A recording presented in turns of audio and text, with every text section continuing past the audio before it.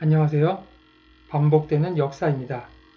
과거를 통해 현재의 길을 알아보는 채널로 역사적 사건이나 논쟁점을 분석하고 현재의 우리 위치를 알아보는 시간을 가지겠습니다. 첫 시간으로 광해군의 중립외교와 현재 우리의 국제정세가 어떻게 같고 어떻게 다른지를 알아보는 시간을 가지겠습니다. 당시의 조선의 국제정세를 살펴보면 후금의 누르하치는 임진왜란의 틈을 이용하여 여진족을 통합하고 후금을 건국합니다. 조명연합군을 사루 전투에서 완패시키고 후금은 정묘호란을 일으켜 조선의 후금의 편에 설 것을 요구하는 상황이 됩니다. 이때 일본은 조선의 상황을 알고 화친과 외관의 설치를 요구하며 광해군을 압박하는 형국에 서게 됩니다. 그러면 조선이 패권의 방향을 어느 쪽으로 볼 수 있었는지 그 당시에 명과 후금의 상황을 알아보겠습니다. 과연 후금과 명의 국력은 대등한가? 이 점이 중립외교의 가장 핵심적인 부분이기 때문입니다. 중세시대의 국력의 가장 기본적인 척도가 인구임을 감안할 때 자료를 살펴보면 명나라의 인구는 6,500만, 후금은 초기 50만에서 후기 200만으로 불어나는 것을 볼 수 있습니다. 경제력을 살펴보면 도자기, 비단, 차 등의 수출로 유럽으로부터 막대한 양의 은을 벌어들입니다. 또 강남이 개발되어 물산이 풍부한 상황을 맞고 있습니다. 후금의 경제력을 보면 전쟁으로 인한 대명 교육의 차단으로 재정이 황폐해지고 기근이 발생하였으며 늘어나는 인구에 대해서 물자 부족을 호소한다. 이렇게 청태종실록에 기록하고 있습니다. 군사의 수를 살펴보면 명나라는 최대 300만에 이른다고 기록을 하고 있고 후금은 10만에서 30만으로 추정하고 있습니다. 다음으로 후금과 명의 군사력을 비교해보면 명나라는 육군이 250만 이상이고 후금은 육군이 최대 30만, 명나라의 수군은 병선 수백 척, 지원선 수백 척. 참고로 임진왜란 때 진린제독이 300척의 병선을 이끌고 온 것으로 기록될 만큼 수군이 막강했습니다. 반면에 후금은 수군이 전무했고요. 다음 주요 무기를 살펴보면 명나라는 포르투갈식 대포인 홍위포를 사용하고 있었고 임진왜란 때 사용되었던 조총과 그 밖의 전통 무기들을 사용하고 있었습니다. 후금의 경우는 기마병이 활이나 창을 든 전통적인 유목군대의 모습을 띠고 있었습니다. 기마병이 대포에 취약하고 명군이 수성전에 강해서 만리장성 이남으로는 진출할 상황이 아니었고 심지어 누르하치가 홍위포에 맞아서 사망했다는 설이 있습니다. 요동벌판에서의 기마병의 우위가 공성전에서 우위로 이어지지 못하고 있는 상황이었습니다.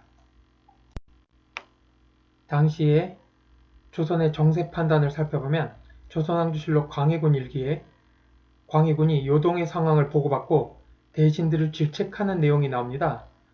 중국의 일의 형세가 참으로 급급하기만 하다. 이런 때에 안으로 스스로를 강화하면서 밖으로 견제하는 계책을 써서 한결같이 고려해서 했던 것과 같이 한다면 거의 나라를 보존할 수 있을 것이다. 광해군 일기의 이 기록을 보면 광해군은 그때의 정세를 고려와 금을 세우기 전에 여진 관계로 보고 있습니다. 많은 부분이 다른데 왜 광해군이 이렇게 판단했는지 개인적으로 이해가 가지 않지만 일단 조선은 강욱립에게 13,000명의 명나라 지원군을 보내고 사르우 전투에서 명군이 괴멸당하고 조선군은 구천이나 몰살을 당한 뒤로 항복을 합니다. 그 뒤로는 광해군은 명나라 지원에 소극적으로 임합니다. 싸워봐야 허약한 명군이 요동에서는 후금을 이길 수 없다고 판단한 것으로 보입니다. 이 부분은 명이 후금에 망한다고 본 것이 아닌 요동에서의 전투가 명에게 불리하다고 생각한 것으로 보입니다. 명나라엔 원군을 보내 동맹의 신의를 지켰고요. 설에 의하면 후금에는 밀지를 보내 싸울 뜻이 없음을 알렸다는 내용이 있으나 이것은 역사적 근거가 미약합니다. 만약 사르우에서 조명연합군이 이겼다면 친명적으로 확실히 기울지 않았을까 개인적으로 생각하고 있습니다. 그 후 동북아 국제정세를 살펴보면 이자성의 난으로 명은 스스로 붕괴하고 명의 군대들은 속속 청으로 투항한다. 이렇게 되어 있습니다. 이자성이 반란으로 자금성을 함락하자 명의 숭정제는 비단의 목을 메어 자살을 하면서 명의 왕조는 끝이 납니다. 그러니까 명은 후금의 침략에 의해 멸망한 것이 아니라 반란으로 멸망한 것입니다. 반란 전의 명과 후금의 관계는 서로를 죽이지도 못하고 그렇다고 밀리지도 않는 호각세를 이루는 형국이었으며 힘이 균형을 이루고 있어 장기적인 소강전, 소모전의 형국으로 판단할 수 있습니다.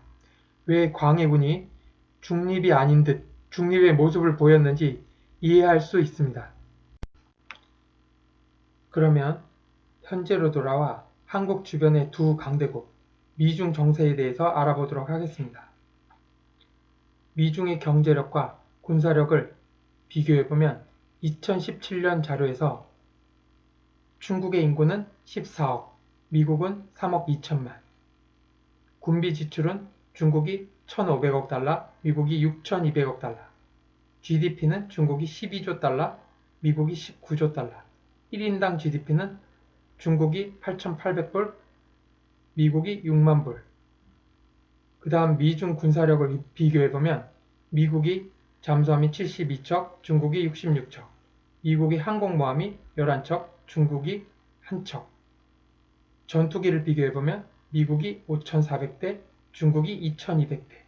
병력수는 미국이 140만, 중국이 233만. GDP를 보면 중국이 미국의 60%를 넘어서고 있고요. 군사력은 무기의 양뿐만 아니라 질에서도 미국이 압도를 하고 있습니다. 미국의 군사 전문지는 1위 미국이 2위 10배의 군사력을 가진다고 발표했습니다. 2위는 중국이 아닌 러시아로 3위 중국에 대해서는 10배 이상의 파워를 가진다는 단순 계산이 나옵니다. 마지막으로 다음 패권의 향방을 알아보면 앞으로 누가 패권을 가질 것이냐는 현재의 경제 규모나 군사력이 아닌 미래 산업을 이끌고 나갈 것이냐에 따라 달려있기 때문에 미래 산업 분야의 기술 굴기를 누가 주도할 것인가를 보면 그 답을 찾을 수 있습니다. 최초의 지구 패권국인 영국이 1차 산업혁명을 성공시켜 패권의 질서를 획득했고 강철한 카네기, 록펠러, 포드의 대량 생산 공법, 에디슨의 전기와 같은 2차 산업혁명을 성공시킨 미국이 영국으로부터 패권을 가져옵니다.